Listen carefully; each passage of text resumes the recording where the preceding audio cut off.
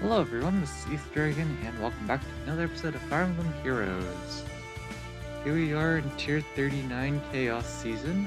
Didn't score entirely well, but not too bad either. Good amount of replays this week. I have 11 in the season. And well, not too surprisingly, we're just goofballing on defense again. I believe this person played against our defense here before we changed up our units, but I mean, they shouldn't have too much of a problem winning with good play. The problem is they're a little too slow on their fallen female Byleth, so it's just a kill for legendary Celica, which is super awkward. This week on offense, I decided to goofball a bit on offense because I believe it's version 6 bonus. So I wanted to see how hard it would be to play Ether Raid's offense with Harmonized Ketria as my bonus unit. Spoiler alert, it's fine until we have to hit end turn. And not too surprising, of course. There were a ton of Cav lines this week, and my team is Air, Kaden, Legendary Nana, Legendary Zura, and then of course Harmonized Katria. So very little ranged presence on the team. Air, of course, wasn't going to be baiting out the Cav line archers, so we had plenty of issues there. Our opponent, on the other hand, here doesn't have too many issues because they brought Emblem to meme for Mortis. Far save just doesn't do anything, and of course now that we've changed our defense to be meme, an even bigger meme, it's easy cleanup, but for sure pretty straightforward win for our opponent. The only thing we have to worry about is AoE, but the AoE doesn't even do any damage versus the actual effect, so they're clearly chilling at this point. And honestly, kind of surprised this week as well. Fallen Maria's bonus, I did not see her once, I think, on offense. No one just put her on defense this week, or we just got lucky. I don't know what the deal is with that. Of course, Fallen Female Byleth was also bonus this week. And we did run into a couple. One of them just decided they would take off distant attack speed solo, or whatever that skill is called, so she couldn't counterattack ranged units. I'm not entirely sure why you would do that, but sure, become a melee specialist in a offense meta where ranged units are pretty common. I don't see the problem here. The other one, though, was definitely a massive threat because she was capable of one-shotting all of my units, and of course, because she's actually faster than my units, she's going to proc advantage shenanigans. But we managed to win without dropping any units as far as I remember, because we exploited the classic meme of it would be a shame if her actual advantage effects only proc if she was above 25% HP. Hashtag Bolt Tower best unit. Yep, Bolt Tower hard carrying us again, but we definitely ended up sacking a ton of units just throughout the season. A lot of 2 unit sacks, I think. I think there were 2 or 3 of those, and then there was, I think, 1 match for 1 unit sack. Yeah, not very great. We just couldn't really do much against Cav lines, so that's just how it went. No AoE on Legendary Lilna doesn't matter here, except for the fact that, of course, Julius is unable to kill, so Legendary Lilna just gets the dance and picks off Elamine. But Julius doing his end of the bargain, except for actually picking up the kill on Legendary Lilna, but oh well. At this point, it's a pretty straightforward win for our opponent here. It's just a matter of if they wanted to pick up the ether structures and, of course, actually take this match. miracle meme, but Seliph is unable to pick up the kill there, but Julius gets exact lethal, totally not rigged. Of course, not to mention, we kind of just don't have duo's hindrance on our team, so we actually do have duo Peony's duo skill as an option, which is kind of funny. Our opponent here is just going to stall out Legendary Zero with Julius because he's not quite strong enough to pick up the kill, and so there we go.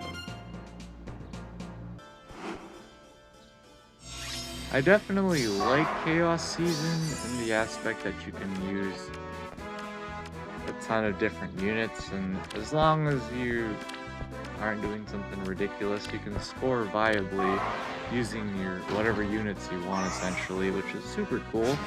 The only problem is the meta then centralizes into a few strats, but for sure the most dominant offense strategy, hands down, in my opinion, is Vantage, because in Chaos Season you don't get the HP inflation unless you're a bonus unit, so it's much easier to pick up kills, and with especially units like Fallen Maria being bonus, imagine pairing her with a Vantage unit. Not only can your Vantage unit just absolutely nuke stuff, if they can't nuke them for some reason, they get a basically one-time get out of jail free card by surviving a matchup that they normally shouldn't be able to, and then you can cheese your way to victory because Vantage is super potent for taking out units. Of course, the big thing about Vantage in this day and age is being able to proc it. Old school Vantage 3 getting below 75% HP is definitely too much setup for this day and age. It's just not reliable, especially when a lot of units are attacking super strong attacks straight out the gate. That's why you have alternatives like Fallen Female Violet with the speed-based Vantage, or Ninja with Camilla for res-based Vantage. They're all very nice alternatives. The main problem, of course, is always going to be making sure you win those stat checks. And that's why Fallen Female Violet probably going to need a refine soon, Kappa.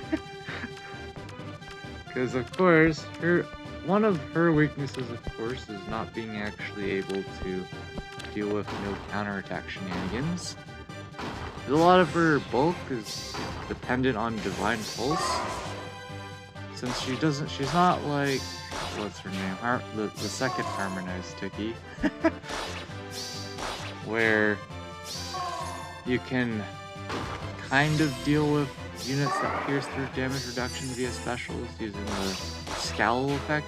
Of course, there's workarounds like brave weapons and whatnot, but for a unit like Fallen Female Violet, where she doesn't, she doesn't have a scowl effect.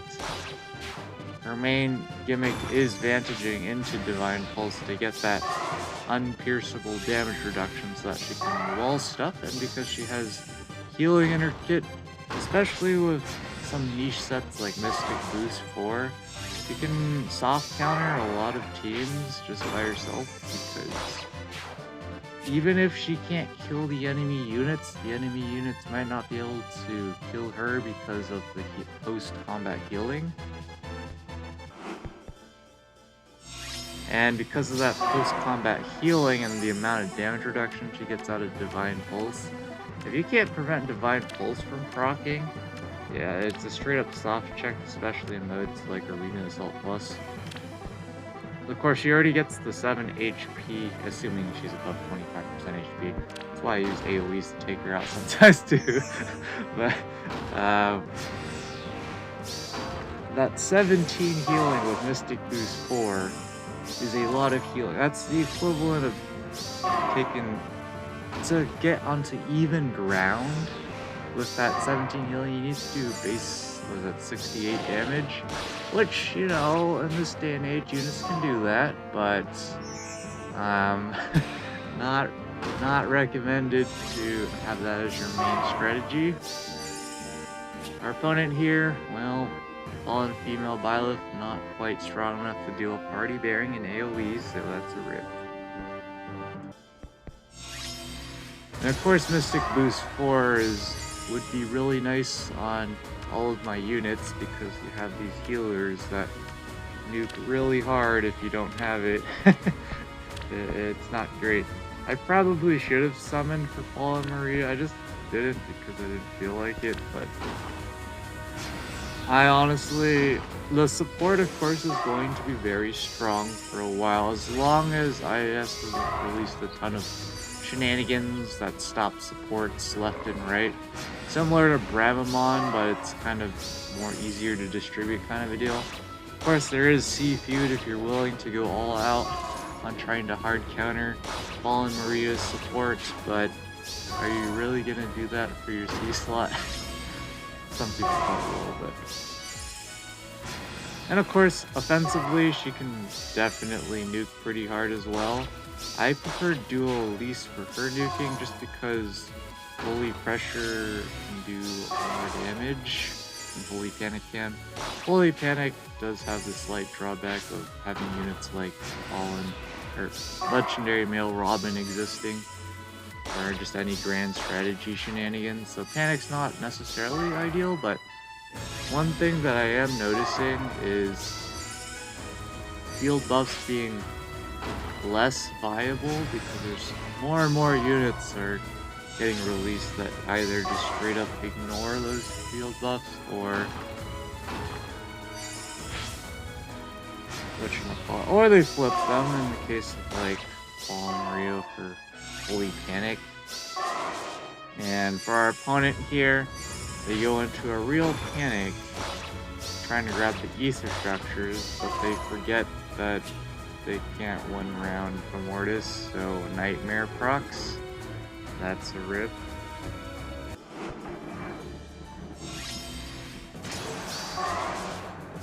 But I mean, at the end of the day, we're still going to troll with Nino. But just thinking about the field buffs, we have, what is her name, Aether, with what is it, Golden Serpent as her assist. You can see that if the opponent doesn't neutralize the field buffs, it's incredibly strong. Because you have Treachery, which grants you dealt damage, well, we're assuming turn 4 and onwards, of course. But you have dealt damage from Treachery, which scales off of your field buffs. And then you also can have Dual Strike, which allows you to attack twice. Of course, if you have the usual standard generic +6 to all stats of your field buffs, that's plus 48 damage straight out the gate. Of course, it's 24 plus 24 and across 2 attacks, which is relevant for certain matchups, but that's a lot of damage. Like right there, Duo Corn only able to do 48 damage with her special. Now imagine that, just 48 damage popping out just with not even your special, not even your base attack. It's a lot of damage. Now of course, it all goes away when the opponent just ignores all your field buffs. Say hello to Light and Dark 2. Yeah. Yeah, that's why Light and Dark 2 is pretty okay as a B slot on Legendary Julia. It's not the greatest thing in the world, but it's definitely pretty strong. I don't think it technically will age poorly in the respect that you didn't get away to meme healers, Raffles staff. That's definitely a problem. At least it would have helped her out a bit against the new wave of offensive healers, but I think honestly, even with some sort of Mystic Boost effect on Lion Dark 2, that she would still die just because of the Holy Pressure and Holy Panic. Holy Pressure is so much damage. scaling off the opponent's res is not even fair. 40% off of the opponent's res is pretty darn strong. Unfortunately, Gato is not strong enough against AoEs because, you know, not enough HP out of 10. But our opponent here will just be able to easily clean up at this point. It's just a matter of can they grab the infrastructure, and they should be able to. Now Sophus against the world. And that gravity that prevents Sophus from ever doing anything useful. Not that she ever was going to. That will far set. And looks like they're just content on winning the match. And here we are. Speaking of Sophus, we have Sophus Scary, which honestly seems pretty reasonable against our team here. They just need to not throw. Again, you have the doubled bonus doubler here. They're just going hardcore for stats. Imagine if we put Legendary Julia on this team. Of course, Legendary Julia probably wouldn't kill, but she definitely would troll Sophus out the window with the bonus doubler shenanigans. But I would hope that she would be able to survive, especially if the long bait like this is optimal. To just sit around and chunk. And of course, she's not getting attacked by Legendary Nana. Legendary Nana theoretically shouldn't one-shot anyways, so they would have been fine there, but yeah, at this point, I don't really have anything to worry about. They run away from the AoE because too spooked, which is fine. Have the isolation from Milla, so don't have to worry about follow-up. They can just safely player phase, just solid play. Nothing mind-blowing here. Even Milla can pick up a kill now. Milla is really just stat ball and generic stat ball in 2023. Which is better than what she used to be, but yeah, really needs peony support in raids to deal with debuffs because she doesn't neutralize her own debuffs. So then, of course, stuff like Dark Shrine or Chills or whatnot are definitely crippling onto Milla.